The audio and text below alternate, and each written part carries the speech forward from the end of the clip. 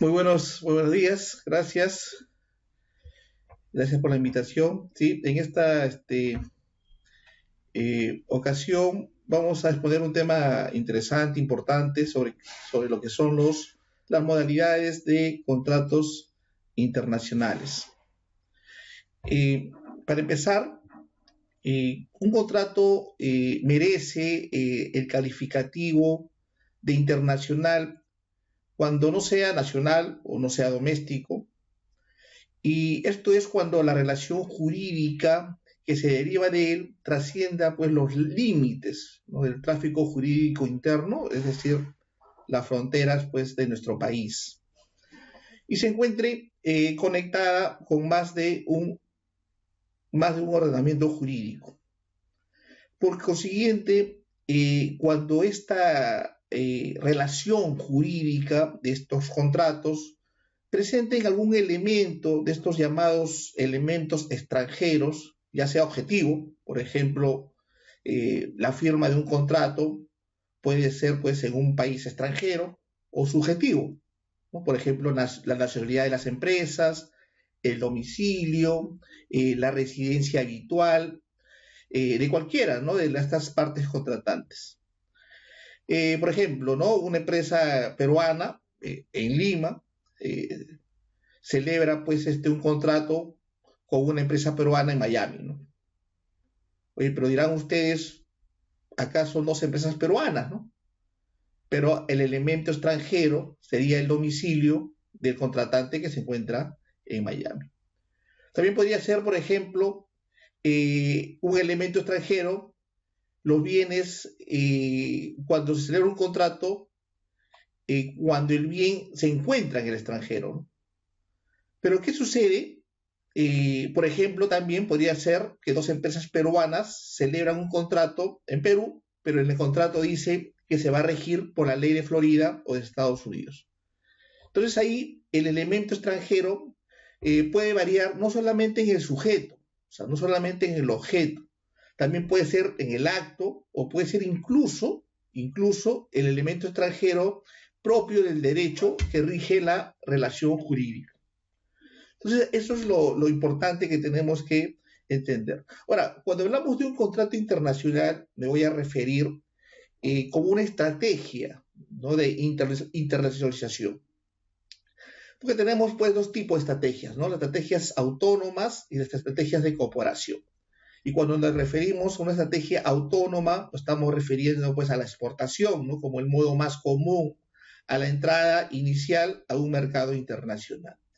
Pero ya cuando nos referimos a una estrategia de cooperación, nos estamos refiriendo pues a una modalidad de localización en el extranjero que supone la existencia de un acuerdo, ¿no?, de dos o más empresas que no pierden su independencia, que compartiendo sus capacidades o recursos se relacionan para desarrollar determinadas actividades que suponen, ¿no?, alcanzar pues algunas ventajas con estas, ¿no?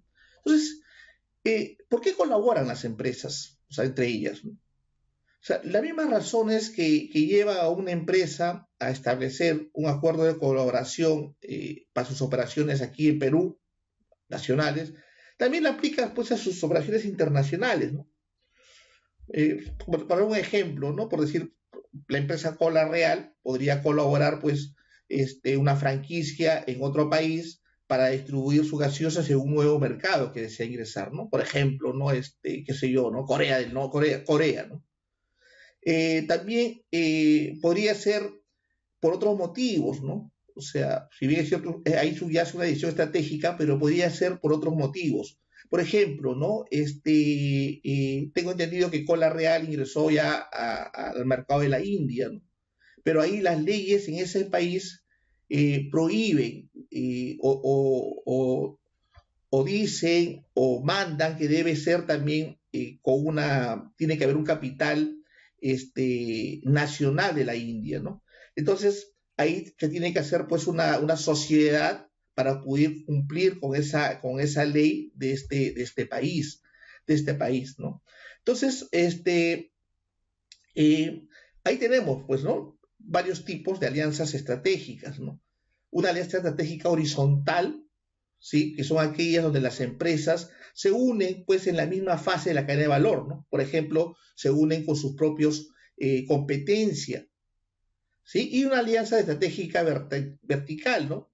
Que ahí son aquellas que se unen empresas en fases sucesivas de la cadena de valor. Ahí se trata de acuerdos de colaboración entre proveedores y clientes. Pero en una alianza estratégica horizontal, como ejemplo, podríamos decir, imaginemos, ¿no? Que tengamos un pedido, por decir, de café de 5 contenedores. Entonces, yo puedo cumplir con 5 contenedores de café. Entonces me tengo que unir, ¿no? Con mis competencias, con mis competidores, para poder cumplir ese pedido, ¿no? Entonces ahí estaríamos hablando de una alianza estratégica horizontal, ¿no? Que la ley peruana lo prevé, ¿no? Provee dos tipos de acuerdos, la Ley General de Sociedades, en su artículo 440 y 445, si no mal recuerdo. Pero una alianza estratégica vertical ya tiene que ver con una situación de un contrato con un proveedor o con un cliente, ¿no? Por ejemplo, un contrato de distribución, ¿no? O sea, mi proveedor o mi cliente, ¿no? Entonces, de eso es lo que vamos a exponer hoy, ¿no? Entonces, 5 preguntas básicas que tenemos que hacernos sobre la contratación internacional, ¿no? Porque esta internacionalización exige ciertos conocimientos acerca de los riesgos jurídicos que plantea cualquier operación comercial en este ámbito global, ¿no? Eh, por regla general, toda operación comercial internacional quedará siempre plasmada en un contrato. Pero esta negociación de este contrato va a plantear, ¿no? Una serie de complejidades derivadas de obligaciones exigidas por instrumentos jurídicos existentes en esta materia. Entonces es importante, ¿no? Que las partes deben saber, conocer para poder gestionarlos. Primero, ¿no? ¿Cuándo es internacional un contrato? Entonces, un contrato es internacional cuando es susceptible, ¿no? De afectar intereses de agentes económicos de varios países. ¿Por qué? Porque presentan conexiones con la normativa de los mismos. Ahora, la pregunta que siempre nos hace, ¿no? ¿Y qué ocurre en caso de litigios en los contratos internacionales? Entonces, ahí es absolutamente recomendable incluir en el contrato siempre, ¿sí? Apunten eso, Arial 16, negrita, en el contrato una cláusula que prevea cuál será la jurisdicción competente en caso de litigio. ¿Sí? Tribunales, ¿no? Del comprador o del vendedor, o del país donde se deba cumplir las obligaciones principales. Ahora, también existe, ¿sí? Esa posibilidad de pactar, ¿no? Que las disputas se resuelvan mediante un arbitraje, lo cual resulta muy conveniente a efectos pues, de celeridad y economía en la resolución de las mismas.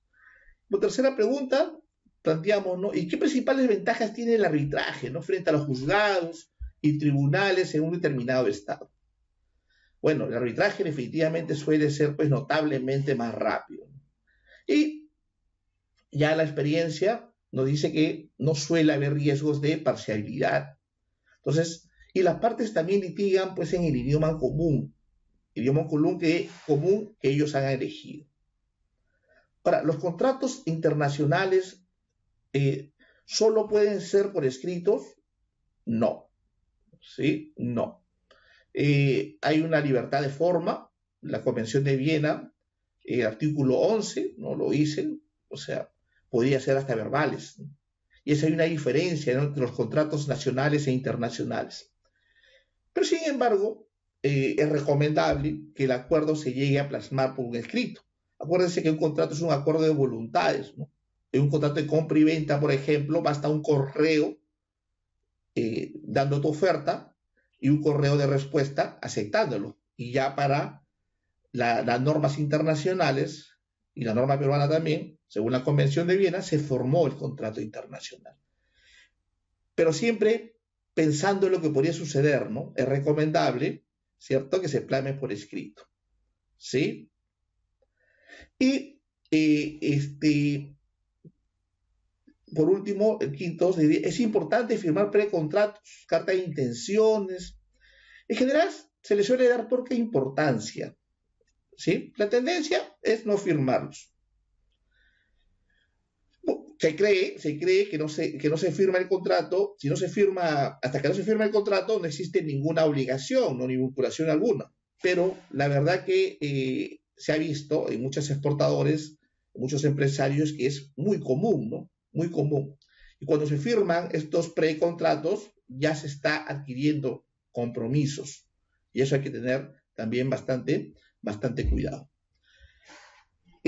Luego tenemos la ley aplicable, ¿no? ¿No? Y esta es una parte muy jurídica que tenemos que analizarlo. Hay muy pocos abogados especialistas en lo que es el derecho internacional privado. Voy a tratar de hacerlo más, eh, decirlo de forma más simple para poder entenderlo, ¿no? Porque cuando celebramos contratos internacionales, por ejemplo, ¿no? Un tema de franquicia, o un tema de distribución exclusiva, o un tema de, ¿cómo se llama?, de contrato de agencia, ¿no? Donde queremos hacer un contrato con un broker, con un agente de compras, un agente de ventas. Siempre se define el producto, se define las calidades, se define cuál va a ser el precio, cuánto debe ser el volumen de venta mínimo o máximo, se define qué pasa con las marcas, etcétera. Pero siempre a veces se deja de lado dos cosas muy importantes, como hemos venido diciendo, ¿no? La jurisdicción, ¿sí? Y la ley aplicable. Son dos puntos importantes, ¿no? Porque nosotros como abogados le preguntamos a ustedes, ¿no? ¿Y qué pasa si alguna de las partes no cumple con lo estipulado? O sea, cuando viene la confrontación, ¿no? O sea, por decir, no te pagan, por decir un ejemplo, o no te entregan la mercancía. Entonces, cuando viene el problema, ¿no? Entonces ahí surge, ¿no? La verdadera problemática en el contrato. Entonces, casi siempre, no siempre, pero los abogados de las empresas más fuertes económicamente suelen establecer, pues, de repente una jurisdicción norteamericana, ¿no? Y con leyes norteamericanas, ¿no? En los tribunales norteamericanos, por decir, y en idioma inglés, ¿no? Entonces, ¿qué pasa con los empresarios peruanos, ¿no? Ahí nos vemos o se ven en una total desventaja, ¿no? En caso exista una confrontación o exista de repente no sé, una situación X. Entonces es importante, ¿no?, establecer, pues, en el contrato también un sistema de penalidades, ¿no?, de castigos económicos por algún incumplimiento, ¿no? Y en segundo lugar, también establecer qué va a suceder, ¿no?, con estos incumplimientos. Si no hay una solución amistosa, ¿dónde vamos a litigar, ¿no? ¿Sí? Imaginemos, ¿no?, un ejemplo, una empresa peruana eh, eh, está negociando con un empresario inglés, y sería un error, ¿no?, creo yo, someterse, pues, a la jurisdicción del tribunal inglés, ¿no? Bueno, ellos tampoco se van a querer someter a la jurisdicción de los tribunales peruanos, pero ahí es donde debemos negociar, ¿no?, hacer un pacto, ¿no? Por ejemplo, podríamos decir ¿qué les parece si lesionamos el arbitraje de la Cámara de Comercio Internacional de Francia, ¿no?, donde están los famosos SICOTER, ¿no? Entonces, ahí estamos cambiando la jurisdicción ordinaria por un sistema de arbitraje. Y por supuesto, ¿no?, casi siempre tratándose, pues, de negocios internacionales, siempre van a haber complejidades, ¿no? Por ejemplo, supongamos que seas exportador de alimentos, o alimentos, o no sé, pisco, o, o cereales, qué sé yo. Es muy raro que los tribunales, o sea, los jueces ordinarios, sean expertos en este tipo de materias, ¿no? En cambio, los árbitros sí, ¿no? Los árbitros son materias normalmente expertos en estos conflictos, y conocen mejor, ¿no? Un juez normalmente es un abogado como mi persona, y no creo que seamos expertos en esa parte. No creo que haya un juez comercial, ¿no? En alguna parte del mundo experto, por ejemplo, en tema de laboratorios, en tema de nomenclaturas, en tema de lo que ustedes están exportando. Entonces siempre la recomendación es someterse mejor a un arbitraje, ¿no? Un árbitro experto en determinadas materias que se está exportando, ¿no? Por ejemplo, un caso, ¿no? Un caso imaginemos, no puedo decir marcas, pero una empresa peruana, productora de pisco, no previó esta situación de la jurisdicción. Entonces, cuando se vio una confrontación con un X distribuidor norteamericano, se vieron obligados a acudir pues, a un tribunal, ¿no? Un tribunal norteamericano. Lógicamente ya habían firmado el contrato y el arbitraje era norteamericano, con reglas norteamericanas y en idioma inglés, ¿no? Entonces, esta empresa peruana tuvo que pagar, pues, desembolsar pues, para gastos de abogados, casi $100,000, ¿sí? Pero perdieron el juicio, ¿no? Perdieron por goleada, ¿no? Jugaron fútbol americano y fueron con chimpunes, ¿no? Fue complicado porque ni siquiera entendían lo que estaba pasando, ¿no? Por la complejidad, ¿no? Del idioma técnico, el idioma jurídico en inglés, ¿no? Entonces, es muy importante en esta modalidad de los contratos plantear, ¿no? Estas situaciones y evitar estos tipos de problemas, ¿no? Como toda relación humana, ¿no? Siempre está la posibilidad del conflicto, siempre, ¿no?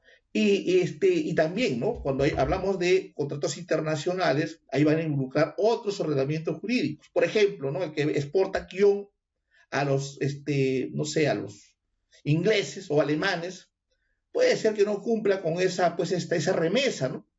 Me acuerdo hace poco que un peruano estaba exportando mangos a Rusia y hubo un problema hace muchos años en la corriente del Niño y no pudo entregar. O de repente tampoco te paguen, ¿no? O de repente, no sé, exportas X y pasa algo. Pero ¿qué pasa, no? O sea, ¿qué pasa? ¿Qué pasa si no señalas? O sea, bueno, no sabías, no te habías capacitado en este seminario y no se había puesto a la jurisdicción ni la ley aplicable en un contrato internacional. Entonces, aquí sucede un tema, muy jurídico, y muy especializado. ¿Por qué? Porque ahí surge un conflicto donde están involucrados diferentes ordenamientos jurídicos. Pero entonces aquí tiene que ver el derecho internacional privado, o sea, nuestro derecho internacional privado, que está regulado en el artículo 10 del Código Civil. Y aquí a veces hay muchos errores de algunos de mis colegas abogados, porque cuando piensan que es un contrato de compra y venta, ¿no? De repente van al Código Civil, a donde son el libre de contratos, o comienzan a analizar lo que es un contrato de compra y venta. Y no es así, ¿no? No es así porque cuando ya hablamos de un contrato internacional, nos tenemos que ir al derecho internacional privado. Porque lo que aborda en el problema, en el derecho internacional privado, es la regulación jurídica de un supuesto con elementos extranjeros.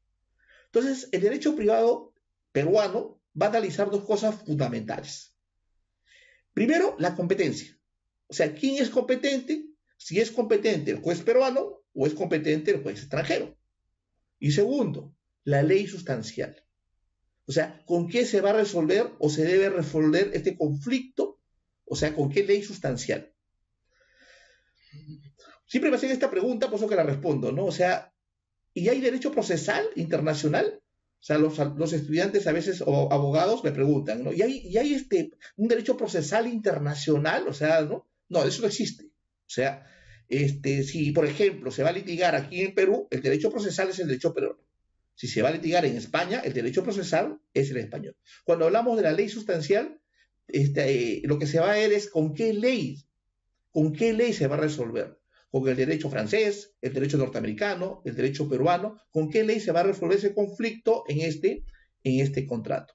Entonces, eso, lógicamente, ¿no? Es un problema porque en tu contrato no pusiste qué ley y qué jurisdicción se iban a aplicar. Entonces, cuando hablamos de determinar qué derecho, o sea, qué ley, nos estamos refiriendo a la norma sustantiva que va a resolver el conflicto. Entonces, cada Estado, ¿no? Adopta su régimen de derecho internacional privado. O sea, cada país tiene su propio su propio derecho internacional privado. ¿Sí? Pero regulan tres temas, ¿no? Primero, solamente tres temas: la jurisdicción, la ley aplicable y el reconocimiento de laudos arbitrales. ¿Sí? O sea, por ejemplo, laudos arbitrales significa de que yo ya en Francia hubo un arbitraje, correcto, gané el arbitraje, entonces lo quiero hacer valer en el Perú porque lo quiero ejecutar, o sea, lo quiero embargar, quiero que me paguen. Entonces, ¿qué hago? Me voy al Poder Judicial, al Juzgado Comercial, para que reconozca mi laudo arbitral y pueda yo ejecutar, embargar o lo que se deba hacer de acuerdo al derecho. Entonces, cuando hay un conflicto internacional, ¿no? Por ejemplo, ¿no? Una empresa que exporta o vende a China, entonces la empresa china o la peruana quiere demandar la resolución del contrato. Entonces, ahí viene el problema, ¿no? ¿Cómo sabemos dónde demandar? ¿Con qué ley se va a resolver? ¿Dónde? ¿Cuándo? Y esa respuesta nos la da, vuelvo a repetir, el derecho internacional privado. ¿Sí? Ahí, ¿no? Entonces los abogados tenemos que irnos, ¿no? Al libro 10 del Código Civil. Ahí está, ¿no? Ahí están esas normas que se conocen como normas de conflicto. ¿Sí? La doctrina le decimos normas de remisión o normas indirectas. Porque si revisamos, ¿no? El libro 10, o sea, les aseguro que ni los abogados lo van a entender, ¿no? Simplemente ¿por qué? Porque revisas el libro 10 y no resuelve nada, ¿no? O sea, no resuelve nada. O sea, no te dice quién es culpable, quién es inocente, o a quién se le debe pagar y a quién no se le debe pagar. Nada. Lo único que dice es a qué juez vas a demandar, o sea, la jurisdicción, ante qué derecho se va a resolver. ¿Sí? Por ejemplo, el artículo 2057 del Código Civil dice algo interesante, ¿no? Dice que los tribunales son competentes para conocer las acciones contra personas domiciliadas en el territorio nacional. Eso es muy importante, ¿no? ¿Qué significa, no? Si hay una resolución de un contrato, tú como exportador, y te van a querer demandar los alemanes o los rusos, entonces tranquilo, ¿no? Porque van a tener que demandarte aquí en el Perú, ¿sí? No en Alemania, no en otro país. Entonces, eso dice el código, ¿cómo se llama? Civil peruano. El reconocimiento de laudos arbitrales también tiene que ver, ¿no? Lo que ya se resolvió en otros países, ¿no? O sea un proceso judicial, o sea un proceso arbitral. O sea, resulta que bajo otro ordenamiento jurídico, por otro juez, por otra Corte Suprema, quiere que esa sentencia se haga efectivo aquí en el Perú. Entonces, si lo necesitas aplicarlo aquí en el Perú, aquí tiene sus bienes, aquí quieres embargarlo, aquí X motivos, entonces hay todo un procedimiento, ¿no? Para que esta sentencia o laudo extranjero sea reconocido en el Estado peruano, ¿sí? De acuerdo a ciertas pautas y recién tenga la legitimidad. ¿Para qué? Para que puedas, pues, hacer valer tu derecho. Entonces, este es el tercer aspecto del derecho internacional privado. Y algo muy importante, ¿no? Si bien es cierto, existe un derecho internacional privado general, también hay un derecho internacional privado específico, ¿no? Cada estado decide su derecho internacional privado.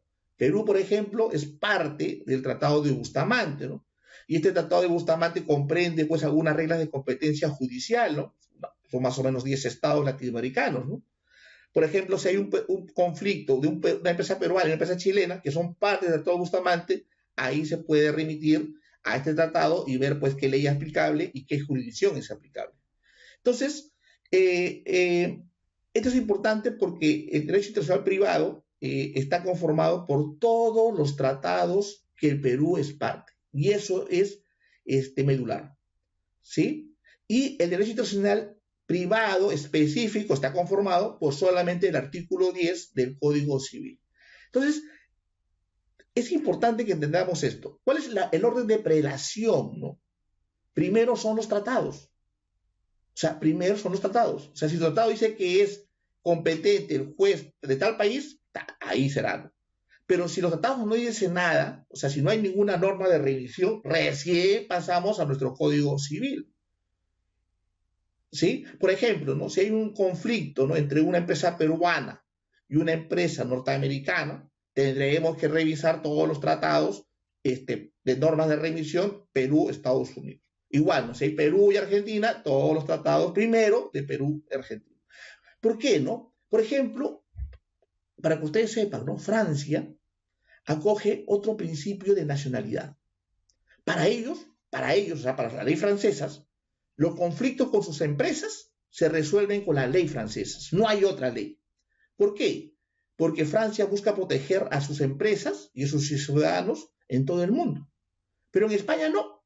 En España, por ejemplo, dice que se resolverá, según la norma española, con la ley del domicilio.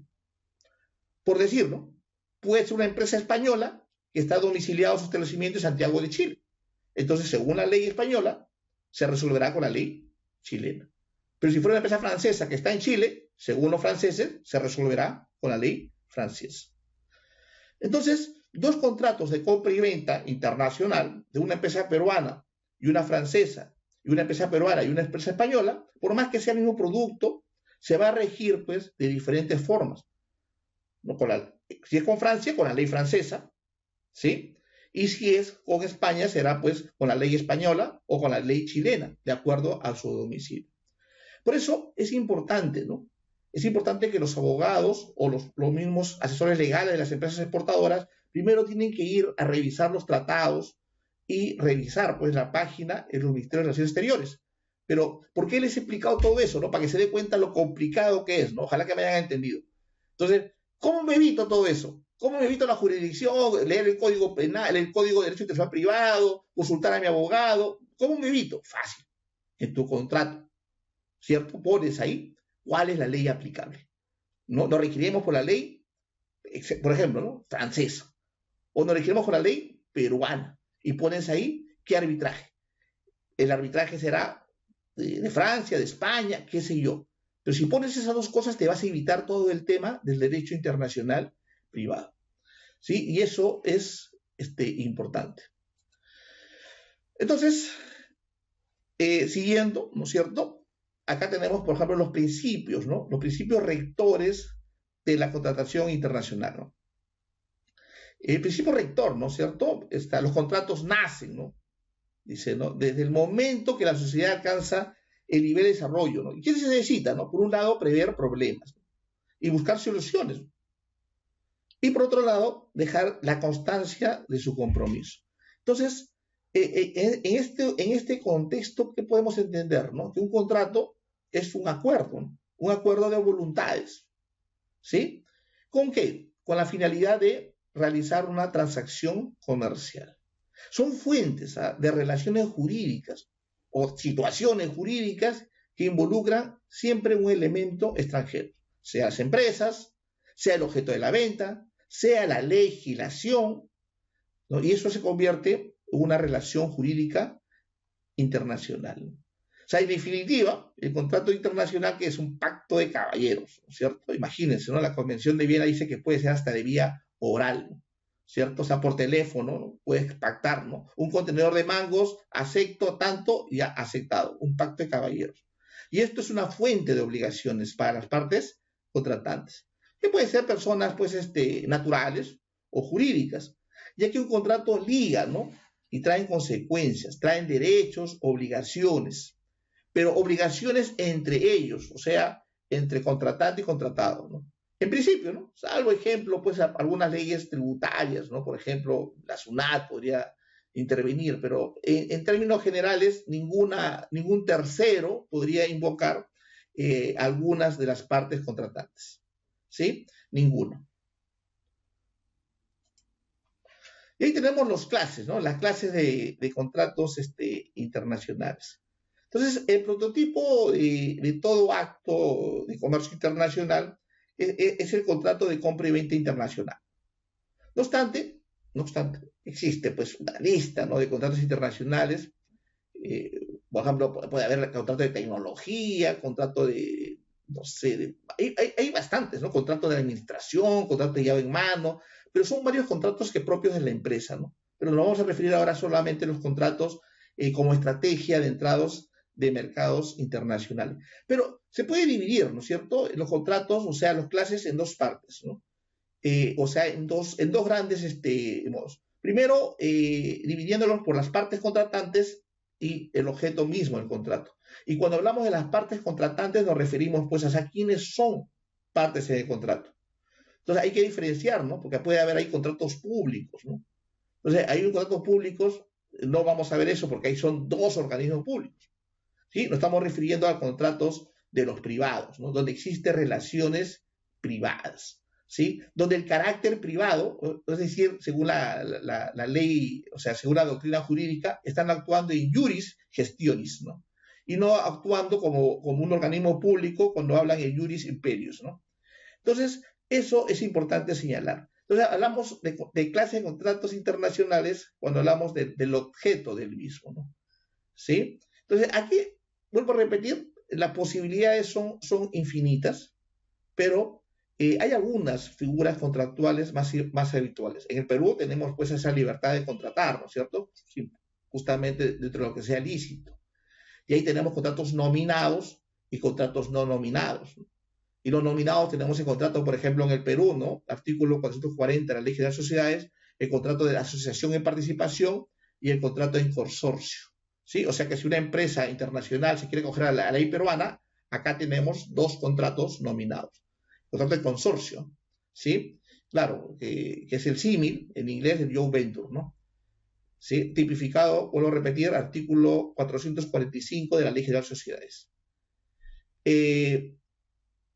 Bueno, el primero, ¿no? El más importante, solamente lo vamos a nombrar porque es todo un tema, ¿no? De una exposición ya pasada, el contrato de compra y venta internacional de mercancías, ¿no? De mercaderías, ¿no? Entonces ahí cuando una parte se compromete a entregar pues a otra, ¿no? Y pagar un precio, ¿no? ¿Cierto? Y la base legal, ¿sí? Es la Convención de Viena de 1980 sobre contratos de compra y venta, ¿no? Entonces, ese es todo un tema aparte, ¿sí? Otro contrato que vamos a ver ahora es el contrato de agencia comercial internacional. Entonces, ahí este es un contrato en virtud de que una de las partes, denominada agente, o sea, ya sea una persona natural o jurídica, se obliga frente a otra llamada principal. ¿A cambio de qué? De un sueldo, una remuneración. ¿Para qué? Para promover pues, el producto, el servicio en un determinado territorio. Y no asume riesgos de tales operaciones.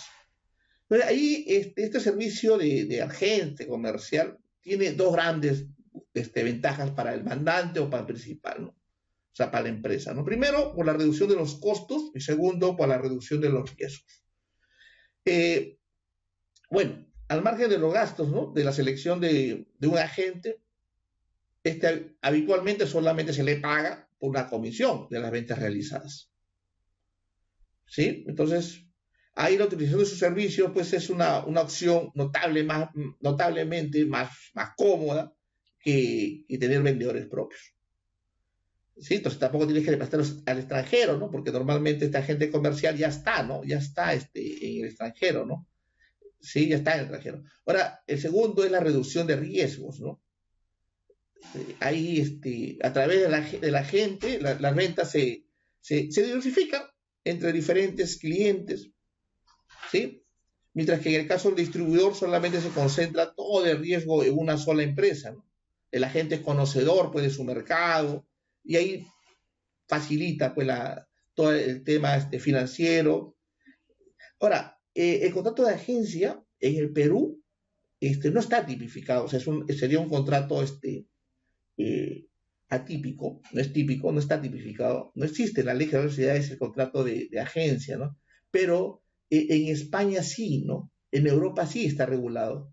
Está regulado, existe contrato de agencia y es más, ¿no? Existe un modelo, el contrato de agencia, ¿no? Es lo que le llamamos la lex mercatoria, ¿no? Pero existe un modelo de un contrato de agencia, pero más que todo relacionado a las ventas, ¿no? Más no a la compra de mercaderías. Entonces es importante, ¿no? Que se sepa de que está regulado, ¿no? O sea, está regulado y es importante entenderlo eso, ¿no? Por lo menos en Europa, ¿no? En España. Ahora, la agente comercial internacional, yo sé que muchos lo han escuchado, o sea, son personas naturales, ¿no? O jurídicas que, que de manera continuada o estable se dedican a ser intermediarios de estas operaciones de comercio internacional por cuenta de otros, ¿no? O sea, por fabricantes, mayoristas, distribuidores, ¿no? Y hemos dicho que reciben a cambio una remuneración, pero sin asumir riesgos de las operaciones que participan.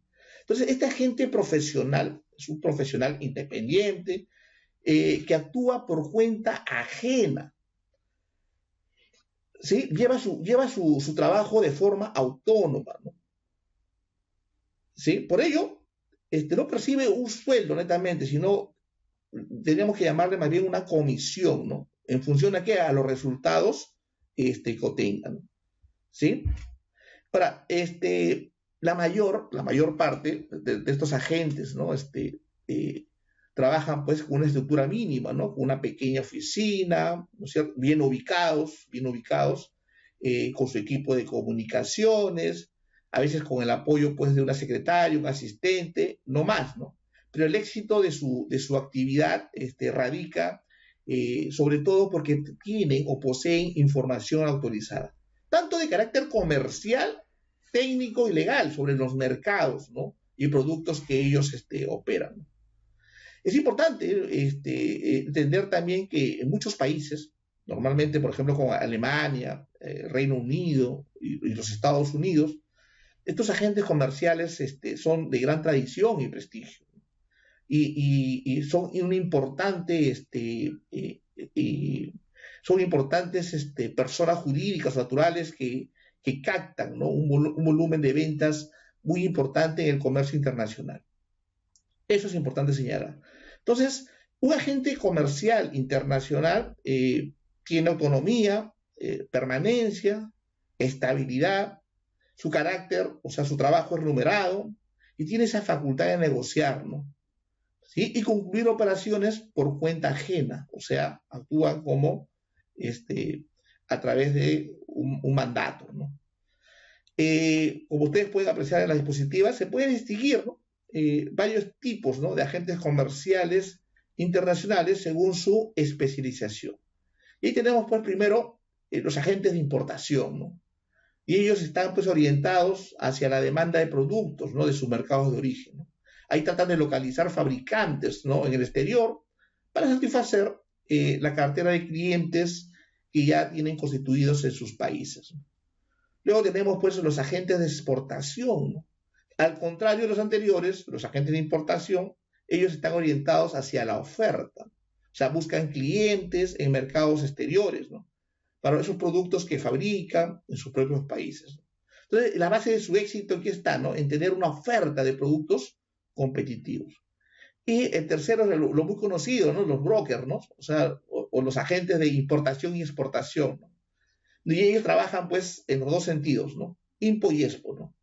¿Sí? De las operaciones de comercio exterior. Y ellos tienen pues una amplia gama de productos, ¿no?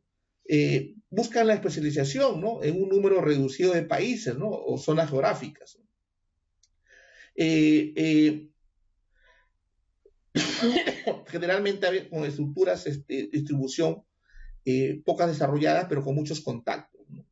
Sí, por ejemplo, aquí en Perú a veces trabajamos con algunos brokers colombianos, ¿no? Que son especialistas, ¿no? En algunos productos agro, pero para Rusia, ¿no? Entonces, estos brokers son, ¿no? Tienen sus clientes, o sea, y se les paga, pues, efectivamente una comisión, ¿sí? Una comisión. Entonces, sí, es recomendable, ¿no? Hacer un contrato con ellos. Y justamente tuvimos un problema, ¿no? Hace años, creo que 4 años, con un exportador peruano que firmó un contrato con un broker colombiano para mandar aguacates, ¿sí? A España, si no me recuerdo. Y eran como 3 contenedores, pero hubo un problema ahí, ¿no? Que subió, ¿no? Subió así de un momento a otro el valor del aguacate y no pudo cumplir el peruano, ¿no?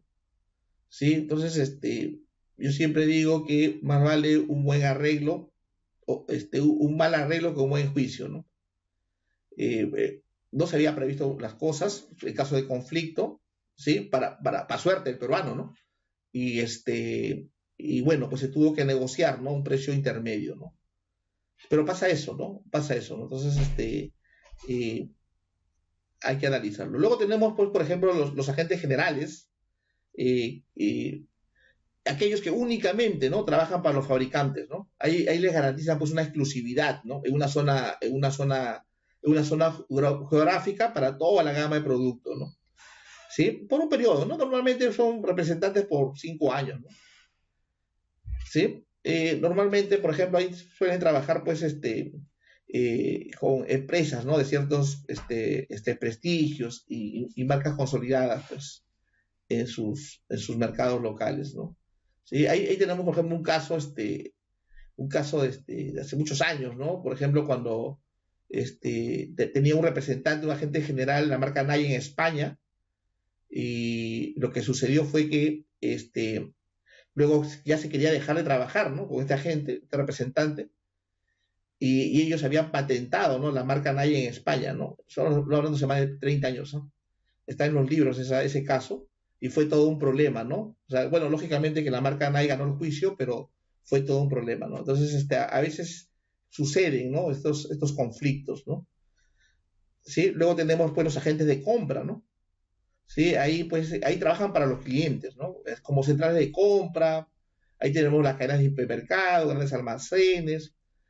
Su función ahí consiste, ¿no? En lo que sean proveedores extranjeros, que puedan suministrar precios inferiores, ¿no? Y normalmente pues están ahí siempre rondando las ferias internacionales, buscando pues proveedores.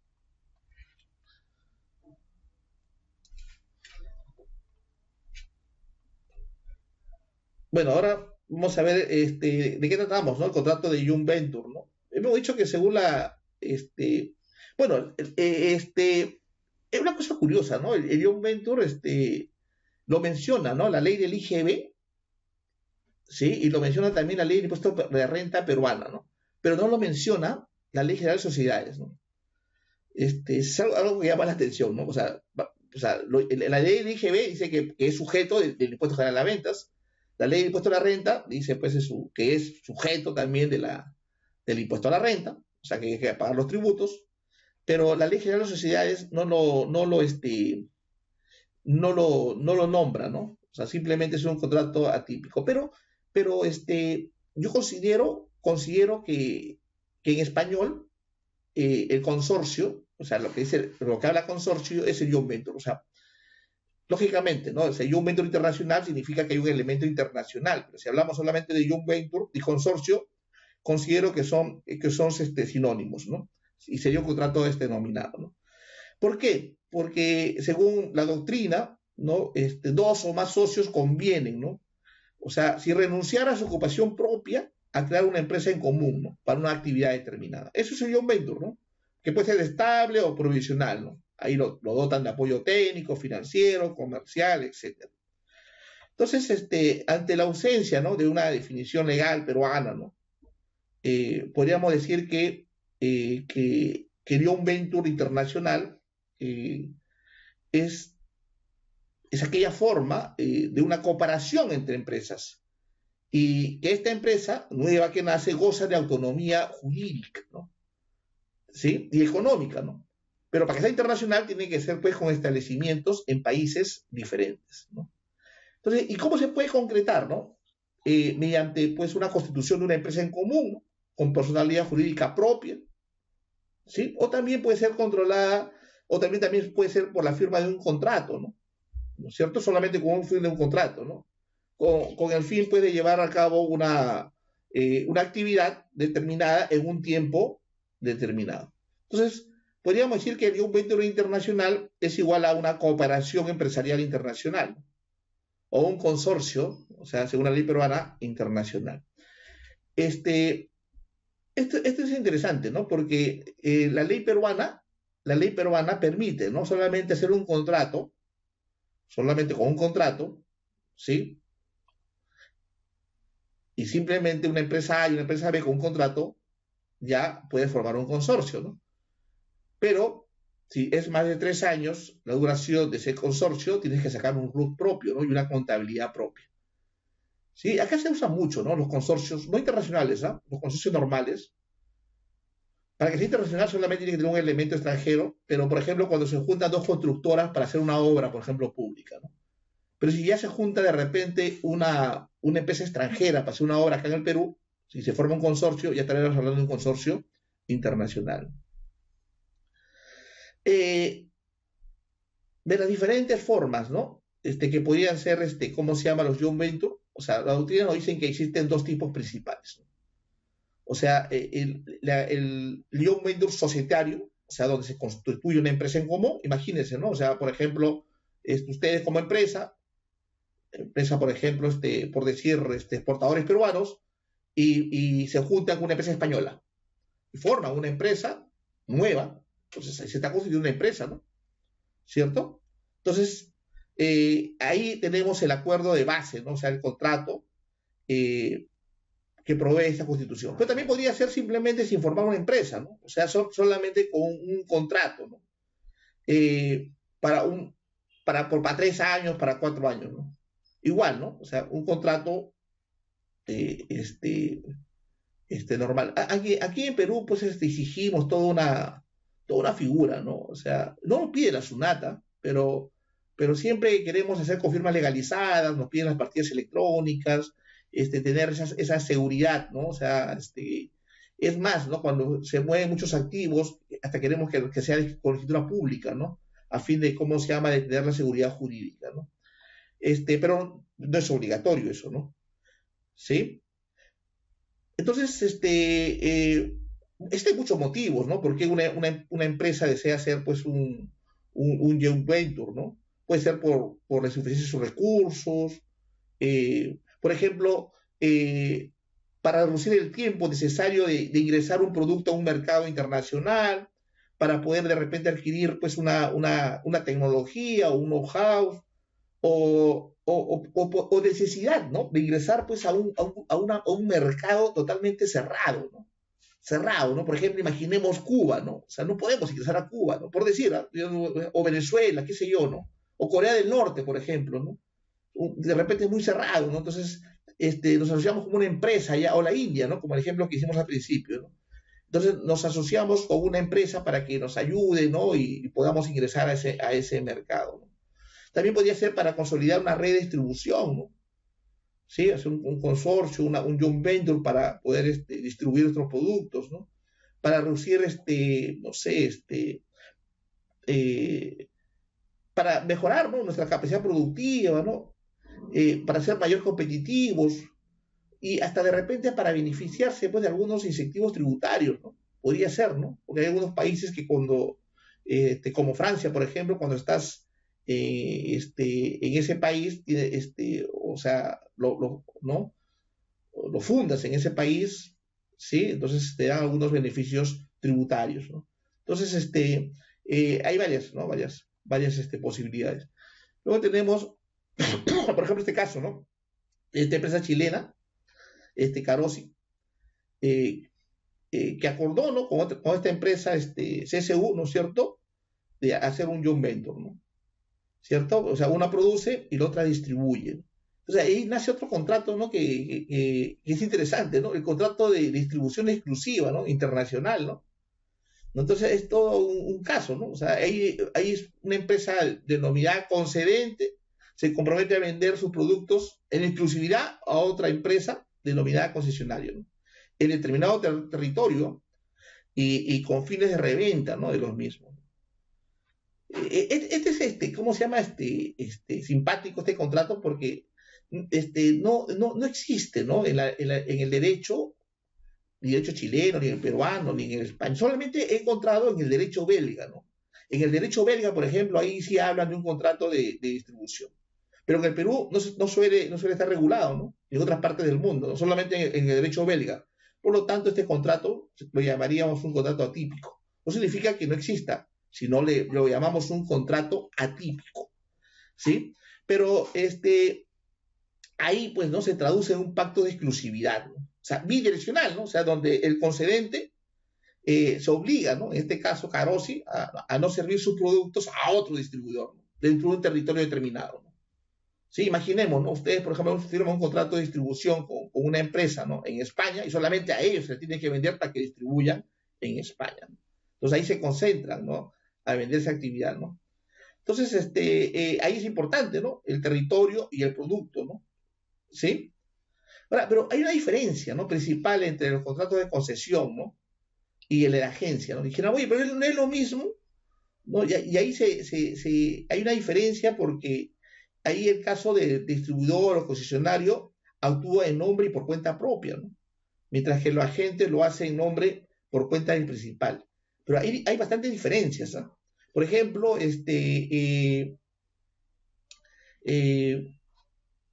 agente comercial normalmente es un profesional autónomo, ¿no? Con muy poca estructura, ya hemos dicho, una oficina, secretaria. En cambio, un distribuidor ya es toda una sociedad, ¿no? Una empresa bien desarrollada, una empresa, ¿cómo se llama? Ya más consolidada y hasta más grande de repente, ¿no? Entonces, por ejemplo, el agente comercial no asume riesgos, ¿no? De la operación, ¿no? Ya que no compra la mercancía, ¿no? No la compra, ¿no? Simplemente la ofrece y luego vende. En cambio, el distribuidor sí asume el riesgo, ¿no? ¿Sí? ¿Por qué? Porque ellos adquieren el producto y luego lo tienen que distribuir, ¿no? En parte de la remuneración, por ejemplo, el agente, hemos dicho, ¿no? Trabaja con una comisión de ventas, ¿sí? En cambio, el distribuidor no, o sea, ellos tienen una utilidad, ¿no? O sea, hay un margen comercial entre el precio de compra y el precio de venta. Compran a un precio y lo revenden, o sea, están distribuyendo, ¿no? Sí, entonces, por ende, debe ser la utilidad mayor, ¿no? ¿Qué más? Bueno, eh, luego tenemos el contrato de franquicia internacional, ¿no? Sí, es un contrato muy conocido, ¿no? Muy conocido, ¿no? Ahí hay una relación jurídica, ¿no? Por cual el empresario, denominado franquiciador o franquiciante, pone a disposición a otro empresario independiente, denominado franquiciado, ¿no? La posibilidad de explotar, pues, en un determinado territorio, pues, una concepción global de empresa. ¿Sí? ¿Cuál es el objeto? ¿No? Producir y comercializar productos o servicios del primero, ¿no? Y que recibe, ¿no? Una contraprestación, o sea, un dinero por esa franquicia, ¿no?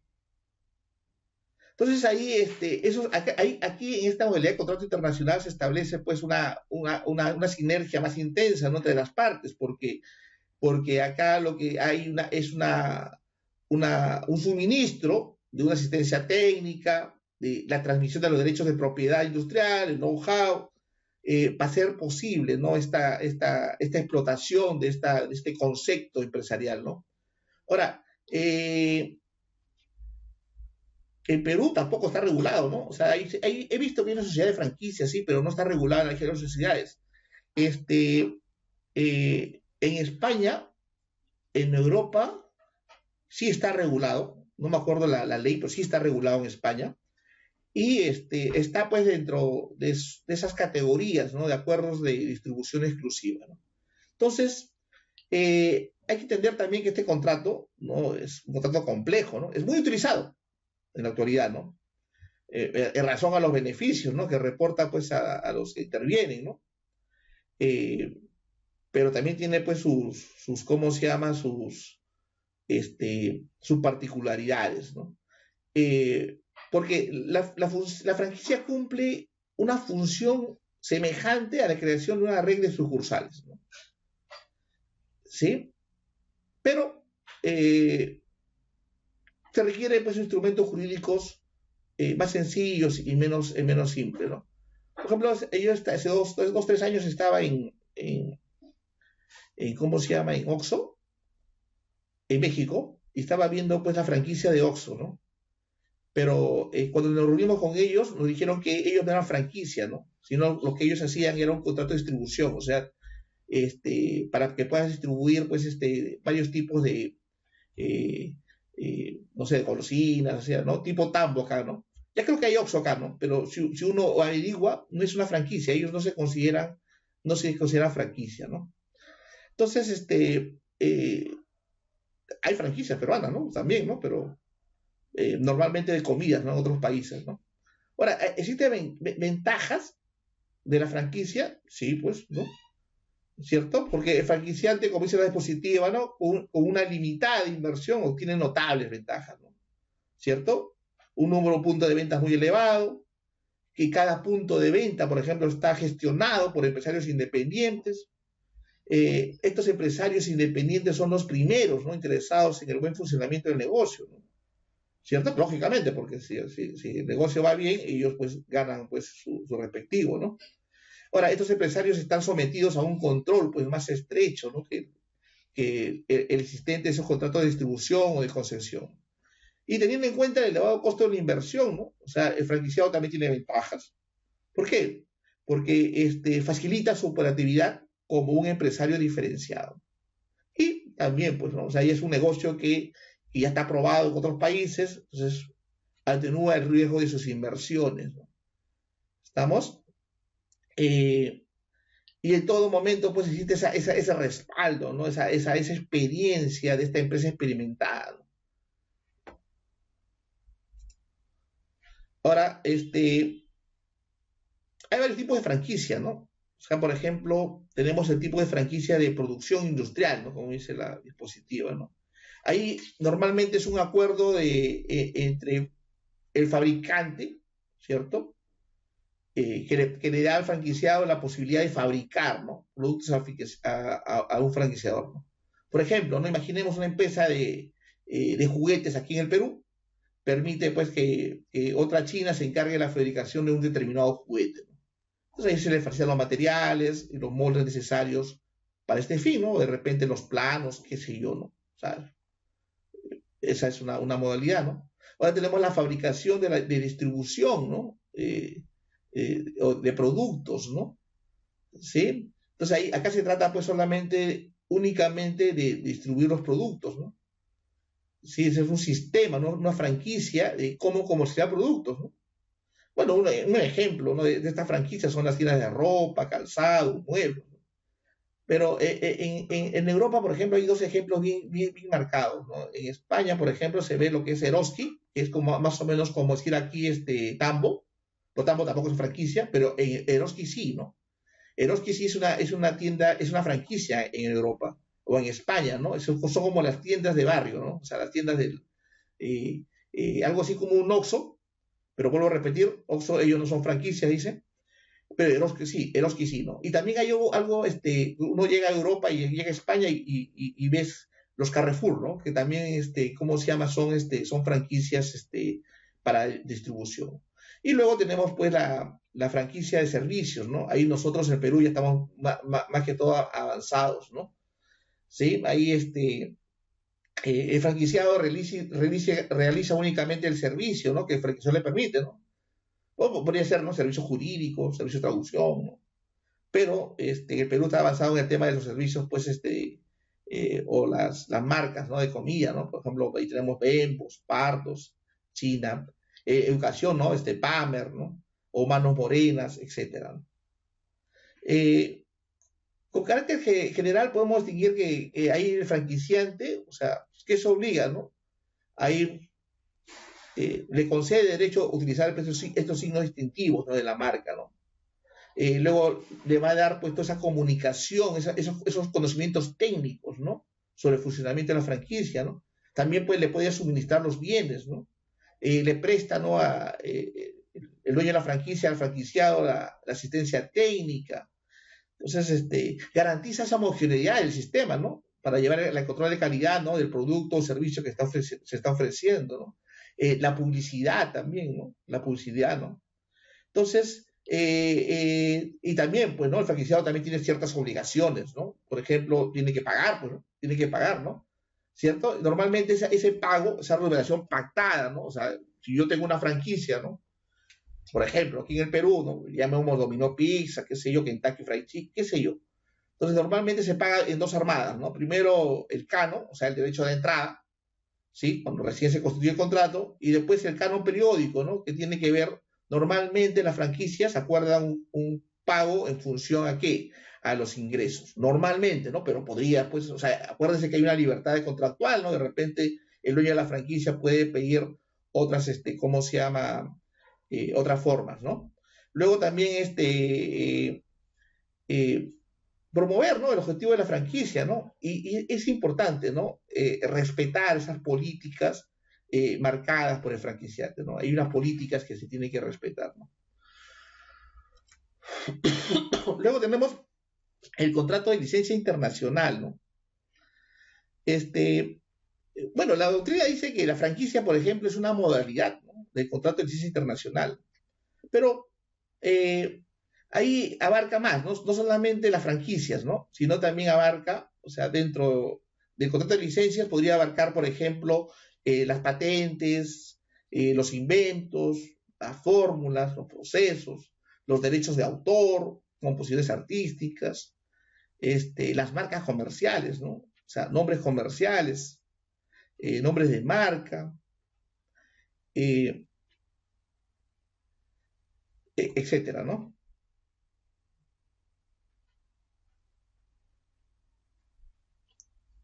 ¿Sí? Ahora, hay que tener mucho cuidado, ¿no?, con las licencias de marcas, ¿no? Porque hay un caso, ¿no? Hay un caso, por ejemplo, cuesta mucho formarse una marca, ¿no? Por ejemplo, en el Perú, ¿no? O sea, hay marcas muy importantes en el Perú, ¿no? Pero hay un caso, quisiera compartir con ustedes, por ejemplo, la marca eh, Pierre Cardin, ¿no? Eh, Esta marca lo diluyó, ¿no? O sea, permitió que más de 800 productos utilicen su marca, ¿no? Bajo licencia, ¿no? Entonces, si bien es cierto, el exceso de licencias, o sea, te va a permitir, pues, un ingreso a corto plazo, pero podría significar, pues, ¿cómo se llama?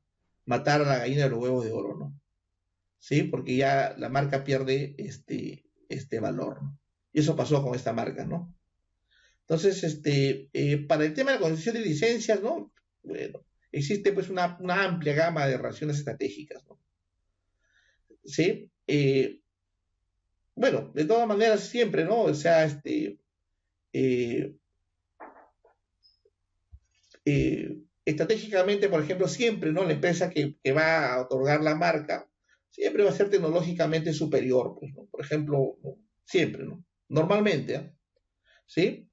Ahora, el licenciante es más pequeño normalmente, es una pequeña empresa, tiene poca inversión, extranjero.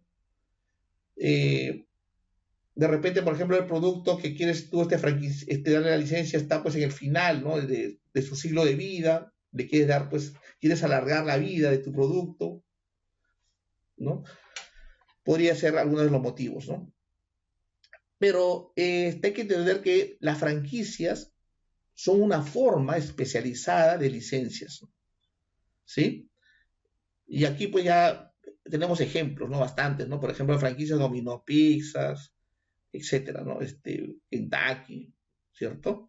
Hay una empresa también interesante, ¿no? Por ejemplo, en el libro, creo que lo leí en el libro de Holsen, creo, de Holsen Arteaga, sí, Holsen, este, que habla sobre, por ejemplo, una franquicia de Crios, ¿no? Crios Internacional, ¿no? Una empresa danesa, ¿no? Que incluye, o sea, vende franquicias, o sea, ¿no? De banco de espermas en alrededor de 40 países, ¿no? Y suministra, pues, esperma congelada de donadores de Dinamarca, ¿no? Y es una empresa, pues, de rápido crecimiento, ¿no? O sea, en el libro de Holsen explica ese caso, ¿no? Porque, para que se den cuenta de la innovación, ¿no? O sea, de repente lo que ve uno tabú, de repente, pues, es una necesidad en otros países, ¿no? ¿Sí? Eh, En el Perú, ¿no? Por ejemplo, hay un problema, ¿no? O sea, ya yo tengo mi marca, ¿no? Mi marca se llama, no sé, Atlántica. Quiero, ¿cómo se llama? Franquiciarla, ¿no? En otro país. Pero el problema, por ejemplo, si no es reconocido por mucha gente, ¿no?, local, ¿no? O sea, podrías, pues, tener, ¿no?, dificultades para convencer, realizar, pues, inversiones, ¿no? O sea, yo quisiera, pues, franquiciar mi marca en México, ¿no? Pero si la gente no está, pues, dispuesta a veces a realizar, pues, ese tipo de inversiones si no es una franquicia reconocida, ¿no? ¿Sí? Porque el nombre, pues, es una garantía de calidad, ¿no?, que puede traer clientes, ¿no? Entonces, por lo tanto, es común que los franquiciatarios poco conocidos, ¿no?, ingresen a mercados extranjeros primero con algunos locales propios, ¿no? ¿No? Que sirve como muestra, ¿no?, para poder atraer a otros franquiciarios, ¿no? O sea, yo, por ejemplo, mi marca es Atlántica, entonces quisiera yo, por ejemplo, estudios de abogados que franquiciaran en México, ¿no? Entonces, para poder yo, pues, convencerlos a ellos, abro algunos locales en Guadalajara, de repente en el DF, ¿no? Entonces, para que vean, ¿no? Y hago publicidad, entonces trato de convencerlos, ¿no? Esa es una estrategia, ¿no? Porque, lógicamente, pues si eres una marca muy conocida, pues aquí en el Perú va a ser más fácil, pero si no lo eres, entonces ahí vienen algunas dificultades, ¿no? Bueno,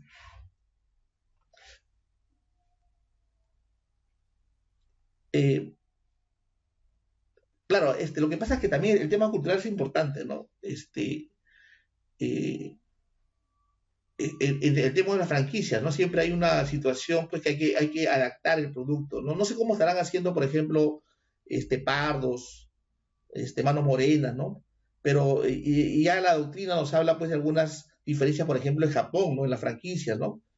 Este, por ejemplo, no sé si yo tuve la suerte de estar en Italia, ¿no? Y en Milano, salí del hotel y había y decía carne de caballo, una hamburguesa de caballo, ¿no? Y yo pensé que era una marca, ¿no? En verdad, ¿no? Y al próximo día me dijeron que en verdad, ¿no? La hamburguesa o la carne era de caballo, ¿no? O sea, me sentí mal, pero ya se come carne de caballo, ¿no? Entonces, son situaciones, ¿no? O sea, en el tema de franquicias, o sea, con el entorno cultural hay que analizarlo bien, ¿sí? Luego también tenemos otros temas, ¿no? Otros contratos que jurídicamente se ha visto, que no son muy conocidos, ¿no? Por ejemplo, el contrato de administración, o sea, cuando, por ejemplo, hay empresas que son buenos administrando, ¿no? Entonces, administran la empresa de otra, ¿no? ¿Cierto? O sea, no se ve mucho, ¿no? Pero existe, ¿no? En la doctrina existe, pues, el contrato de administración, la operación de llave en mano también, ¿no? O sea, normalmente cuando son empresas, o sea, obras del Estado, ¿no? ¿Sí? Entonces, luego tenemos la legislación nacional, ¿no? ¿No? Y esto sí es importante, ¿no? O sea, aquí, acá tenemos, ¿no? Ahí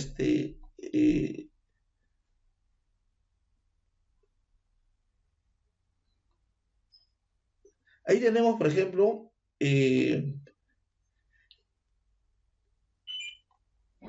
por qué ya la persona jurídica o con fines de lucro y sin fines de lucro, ¿no? O sea, las sociedades se dividen de estas dos formas, ¿no? ¿Cierto? Las personas jurídicas con fines de lucro, ¿sí, no? O sea, le llamamos eso a las sociedades mercantiles, pues, ¿no? O sea, la que tú formas, las sociedades anónimas, lo que formas, las IRL, pero también hay personas jurídicas sin fines de lucro, ¿no? Y ahí estamos hablando de las asociaciones civiles, ¿no? O fundaciones, ¿cómo se llama? Reguladas, ¿no? ¿Sí? Eso es importante saberlo, ¿no? Porque muchos empresarios preguntan, ¿no? Quiero formar mi ONG, ¿no?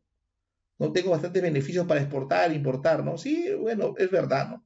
Pero primero tienes que formar tu asociación civil y después mandar a hacer su reconocimiento como ONG ¿a dónde? ¿No? A la Agencia Peruana de Cooperación Internacional. Y después que te reconozcan tu asociación civil, ¿sí? Te conviertes en una ONG. No, no, jamás, no vas a pensar que tu sociedad anónima va a ser una ONG, no. Tiene que ser una asociación civil sin fines de lucro. Entonces, acá tenemos la ley 26887, ¿sí? Y ella habla sobre la ley peruana. O sea, acuérdense que también, ¿no? Un contrato internacional se podría aplicar la ley peruana. Y ahí tenemos los contratos asociativos, ¿sí? Y tenemos ahí la asociación en participación y los contratos de consorcio, que decimos que según el símil es un joint venture. Y acá vamos a ver las diferencias, ¿no? ¿Cierto? Eh, Acá el contrato de consorcio, dice acá, es el contrato por el cual se unan dos empresas, ¿no? O dos personas. ¿Sí? Y Uno puede ser sin contabilidad independiente, o sea, al último, y otra puede ser con contabilidad totalmente, una independiente y una contabilidad totalmente dependiente, ¿no? Pero acá tenemos pues las características del contrato asociativo, ¿no? El contrato asociativo es una figura bien, bien interesante, ¿no? Porque, volviendo al ejemplo, ¿no? Supongamos de que acá tenemos dos figuras, ¿no? El asociante y el asociado, ¿no? O sea, imaginemos, ¿no? Que yo tenga, por ejemplo, para exportar dos contenedores de mango, ¿no? La empresa Atlántica tiene dos contenedores de mango a Rusia. O sea, yo soy el asociante, o sea, yo soy el face del negocio, o sea, cierro el negocio, pero firmo un contrato, por ejemplo, con cuatro empresas más, también, ¿no? Que tienen cosechan mango para que me provean. ¿Cuál es la figura acá? Es que ese contrato es interno, ¿no? O sea, en el sentido de que, eh, si bien es cierto, les prometo a ellos una parte de la utilidad y mi negocio de exportación, pero ellos no van a formar parte de las decisiones. O sea, yo voy a cerrar el negocio con el ruso, voy a hablar con el ruso. Es más, ¿no? Si el ruso no me paga, yo tendría que irme a juicio con el ruso. ¿Sí? Si yo incumplo el contrato, el ruso no se va a ir, no va a demandar a mis asociados, sino a mí, que soy el asociante. Es más, ni siquiera se va a enterar, ¿no? Ni siquiera se va a enterar de que tengo yo asociado. ¿Sí? Entonces, ¿cómo se llama? Hay que tener bien claro, ¿no? No da lugar a una formación de persona jurídica, ¿no? ¿Sí? Entonces, ese es el contrato asociativo, ¿no? De asociación, ¿no? Asociación en participación. ¿Estamos? Ahí está. Entonces, no se revela al tercero, dice, ¿no? O sea, eso es importante, no sea palabrita, ¿no? O sea, no se revela al tercero. O sea, es algo íntimo entre ustedes, por ejemplo, que son mis asociados, y yo el asociante. ¿Sí? O sea, la gestión la hago yo. ¿Estamos? O sea, nadie se entera. Yo exporto, hago mi dan de exportación, hablo con el ruso, cierro mi contrato, ¿sí? Pero ustedes me proveen de la mercancía. Lógicamente te informaré de repente que sí, voy a vender el contenedor a tanto, voy a ganar tanto, tú inviertes tantos mangos y yo te voy a devolver de tu utilidad tanto. Pero no tienes trato con el extranjero. En cambio, el consorcio es diferente, ¿no? El consorcio sí vas a formar parte, o sea, vamos a formar, por ejemplo, 3, 4 empresas, sacamos nuestro RUT y cada uno de nosotros va a tener una razón de la gestión del negocio. Y también, ¿no? O sea, tú como empresa vas a formar parte, ¿no? Vas a poder hasta negociar con el extranjero. Entonces, esa es la diferencia, ¿no? Entre una asociación de participación y un consorcio según la ley peruana. ¿Sí? Según la ley peruana. Entonces, acá también esto es importante que les he puesto porque siempre por ahí de repente podría haber alguna confusión, ¿no? Existe responsabilidad solidaria, pero en el tema de tributos, ¿no?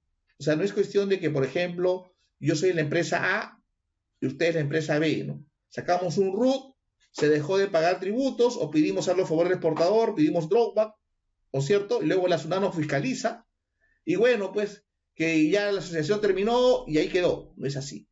La SUNAT y la aduana tienen 4 años para fiscalizarnos y si ya la asociación, o sea, el consorcio, ¿sí? Ya se disolvió, ¿cierto? La SUNAT puede revisar y, y nosotros, o sea, los que formamos la sociedad consorcio, somos responsables solidarios por supuestamente de repente por algún tributo o algo dejado por pagar. Eso es importante que lo sepan porque he tenido muchos casos donde ya la SUNAT notifica, ¿no? Ya no al consorcio, sino a las empresas que formaron el consorcio para temas de droga o temas de fiscalización de saldo a favor del exportador, ¿no? Y eso es, ¿cómo se llama? Importante que tenemos que tenerlo en cuenta.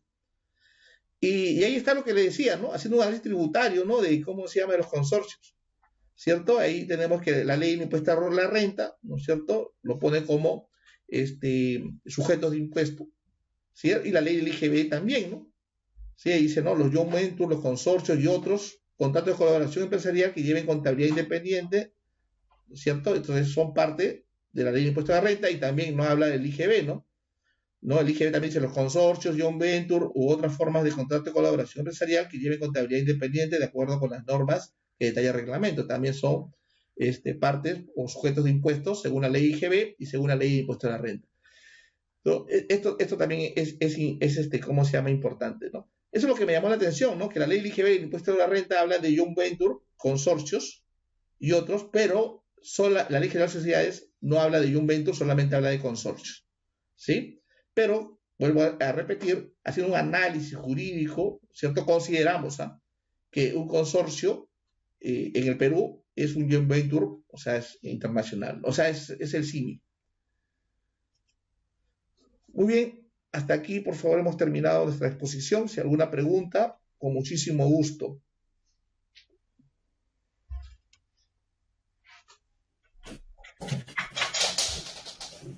Gracias, Percy, por la excelente información compartida en este foro. Si hay algunas consultas que voy a ir leyendo, que los usuarios han venido escribiendo dentro del chat. Por ejemplo, Sonia Torres consulta, ¿es obligatorio incluir los Incoterms en los contratos de